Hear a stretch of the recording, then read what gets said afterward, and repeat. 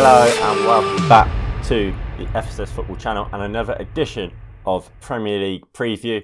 And before we get into this week's fixtures, let's take a look at last week's results that saw Aston Villa shock Arsenal in their 3-0 victory over the Gunners at the Emirates. And of course, Kevin De Bruyne missing a decisive penalty to cost Manchester City 2 points in their 1-1 draw at the Etihad versus the reigning champions Liverpool. Now, without further ado, let's get into this week's fixtures. Newcastle United versus Chelsea. Newcastle come to this game off the back of a 2-0 defeat to Southampton, while Chelsea come into it after beating Sheffield United convincingly 4-0. So Chelsea come to the game on the better of the form table. And Chelsea will believe they can win this game. They're the better team. And despite there only being 4 points between the two teams, Chelsea have looked the lot better side this season. I do only see them extending that lead from 4 to 7 points. Chelsea are finally starting to look like a proper team. Hakim Ziyech looked fantastic last game week. And I feel like Chelsea are just going to continue with their winning ways. And they're going to win this one and win it convincingly. I'm going for a 3-0 Chelsea win. Aston Villa versus Brighton and Hove Albion.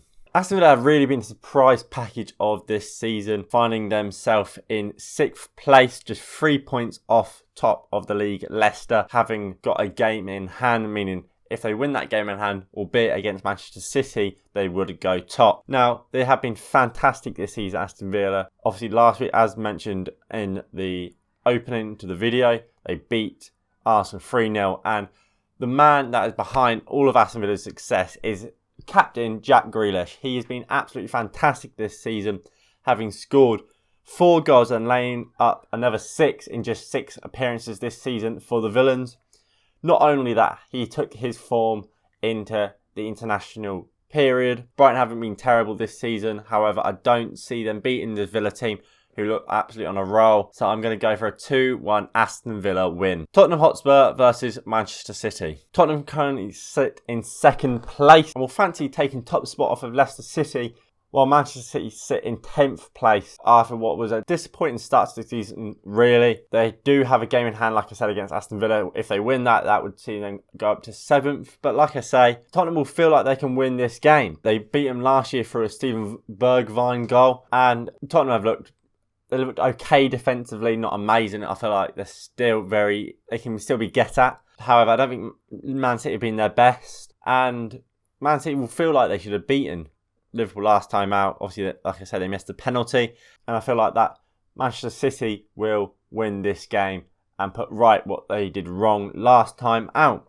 And so, yeah, I'm going to go for a 2-1 Manchester City win. Manchester United versus West Bromwich Albion. As always, I'm not going to go in depth into the Manchester United game. If you do want to see a more in-depth analysis of this game, please do check out the match preview, which will come out tomorrow.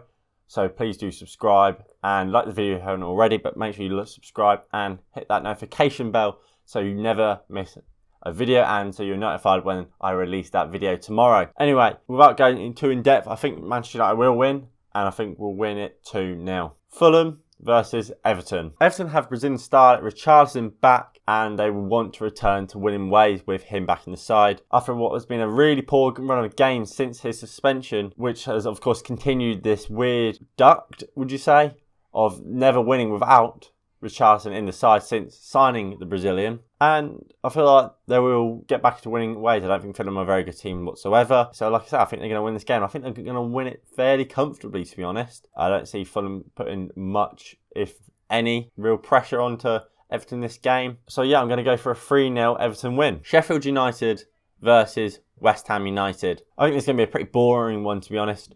West Ham have looked better than I expected them to be, but I don't think they've been amazing. Sheffield United have been really poor. They have been really poor. They've been nothing like the team we saw last season. Defensively, they've gone off a cliff, conceding 14 goals this season, and going forward, they've not been great at all either, only scoring 4 goals so far. I can see Sheffield United trying to sit back and try and improve that defence and try and hit West Ham on the break. I don't think West Ham are the greatest teams at opening up a defence. I think they're a team that are very good at hitting on the break as well. So I feel like it's going to be a boring one. I'm going to go for a 0-0 draw. Leeds United versus Arsenal. I think this is going to be an interesting game, to be honest. Arsenal and Leeds are both well beaten last time out and will both be looking to right their wrongs from last game week. Leeds' defensive looked very, very shaky, having conceded 4 goals in the last 2 games. Obviously 8 in total, and that is shocking. I have to say, I haven't seen much of that Muslier, is that how you pronounce it, in goal. But I'm not impressed with him. I don't think he's that good. Like I said, I haven't watched loads of him, but from what I've seen, I don't rate him.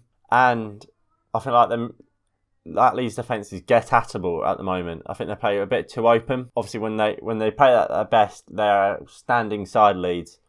But right now, they're not. The defence is way too open. But Marcelo Bielsa will be all over them to try and sort that out. But like I say, Arsenal in their last game looked lost at sea at Villa. They were really, really poor. Jack Grealish absolutely tore them apart. Ross Barkley was made to look like prime Zinedine Zidane. And I don't think either team are going to keep a clean sheet. I think it's going to be a fairly close game. So I'm going for a draw. However, I think this is going to be a goal fest. I'm going 2-2. Liverpool versus Leicester City. Now, Liverpool are in a real sticky situation, having the whole defence near enough struck out through injury. And of course, Mohamed Salah has now received a COVID-19 positive test result, meaning he will be having to self-isolate during this game. On the other hand, Leicester are in fine form and currently sit top of the Premier League table on 18 points. Their players have been pretty good on international duty. Obviously, James Maddison and Jamie Vardy didn't go, so they'll be training all week with Leicester.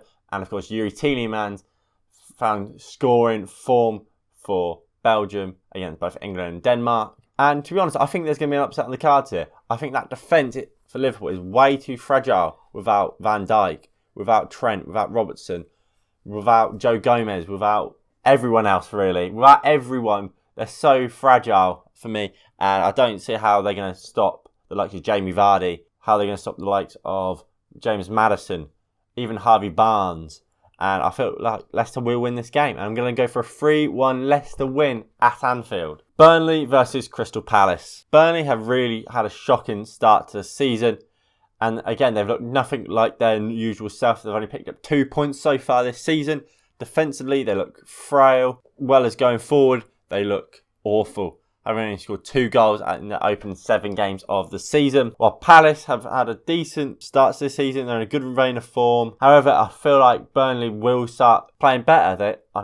They've got Sean Dyche, who's a very good manager. I mean, they've got a decent group of players there. They're a hard-working team, aren't they, Burnley? And this was always going to happen to them when they go through each transfer window, just not spending a penny, really. I'm not surprised to see Burnley struggling, but at the same time, I expect them to recover. I don't think they're going to go down. I feel like they're going to get a point today. I'm going for a 1-0. And finally, we have Wolves versus Southampton. Southampton have really looked promising since their dodgy start to the season and currently sit 4th in the Premier League table, having won 5 out of their last 6 games. Wolves have been okay, not outstanding. They lost last time out to Leicester and they were comfortably beaten. And it could be more if Jamie Vardy had converted his penalty, which Rui Patricio well saved. However, I don't see any team really winning today. I feel like both teams are good defensively. Obviously, that's exactly what we expect from Wolves. However, I feel like Southampton going forward can break that line down. I think Theo Walker's looked very good since signing for Southampton. I think Armstrong has looked good and is looking like the player that Southampton fans thought they were signing. I don't know if Danny Ings is back, but Che Adams looks fantastic right now.